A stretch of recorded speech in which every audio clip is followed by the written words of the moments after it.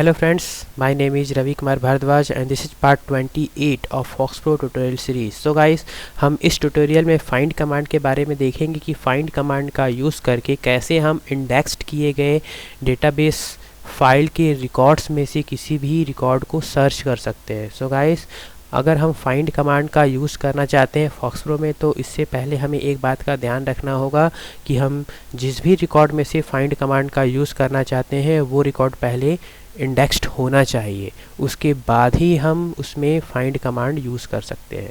So guys, अगर हमें find command का यूज़ करके किसी भी इंडेक्स्ड किए गए डेटाबेस फाइल में से रिकॉर्ड को सर्च करना है तो इसके लिए सबसे पहले तो हमें उस डेटाबेस फाइल को एक्सेस करना होगा.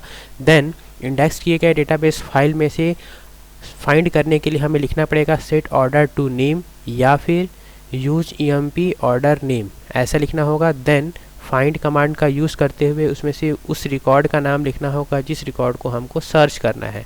देन इंटर करेंगे तो वो उसके रिकॉर्ड्स को डिस्प्ले करा देगा फाइंड करके. सो गाइस, हम देखते हैं कि कैसे प्रैक्टिकली इसे परफॉर्म किया जा सकता है. तो इसके लिए सबसे पहले हम फॉक्सप्रो को ओपन करेंगे. देन यहाँ पर हम डेटाबेस फाइल को एक्सेस करेंगे तो इसके लिए लिखेंगे यूज़ एम्प्लॉय, ये इंटर करेंगे तो एम्प्लॉय नाम के डेटाबेस फाइल को एक्सेस कर लेंगे. देन इसमें हमें पहले इंडेक्स करना होगा तो इसके लिए हम लिखेंगे इंडेक्स ऑन फील्ड का नाम नेम टू फाइल का नाम, जैसे कि मुझे emp9 के नाम से इसे सेव करना है. इंटर.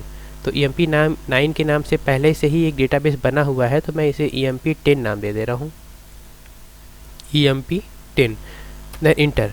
तो आप देखेंगे कि emp जो 10 फाइल है ये इंडेक्स हो गया है, यहाँ लिखा रहा है 6 रिकॉर्ड इंडेक्स्ड. देन हमें इसका एक टैग क्रिएट करना पड़ेगा तो इसके लिए हम लिखेंगे index on name tag, name field का एक टैग क्रिएट करना होगा. इसका हम नाम दे देते हैं नेम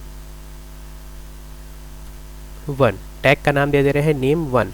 देन इंटर करेंगे तो आप देखेंगे 6 रिकॉर्ड टैग, 6 रिकॉर्ड टैग हो गया. यहाँ पर हमारा इंडेक्स क्रिएट हो गया. देन अब इंडेक्स होने के बाद उसे फाइंड करने के लिए हम यहाँ लिखेंगे set order to name tag का नाम, तो नेम 1, टैग का नाम दिए है नेम 1. देन इंटर करेंगे तो आप देखेंगे मास्क इंडेक्स, टैग का नाम क्या है नेम 1. तो यहाँ पर हम इंडेक्स कर चुके हैं और उसे नेम टैग को में ऑर्डर को भी सेट कर चुके हैं. देन अब यहाँ पर हमें फाइंड करना है तो फाइंड करने के लिए यहाँ फाइंड कमांड लिखेंगे. देन जिससे भी फाइंड करना है, जैसे मुझे मोहन फाइंड करना है तो यहाँ लिखेंगे मोहन. देन लिखकर इंटर करेंगे.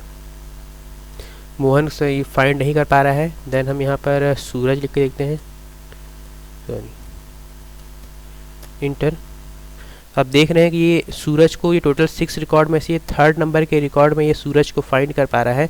अब इसके बाद अब इस सूरज के रिकॉर्ड को हमें डिस्प्ले कराना है तो इसके लिए हम यहाँ लिखेंगे list while name equal to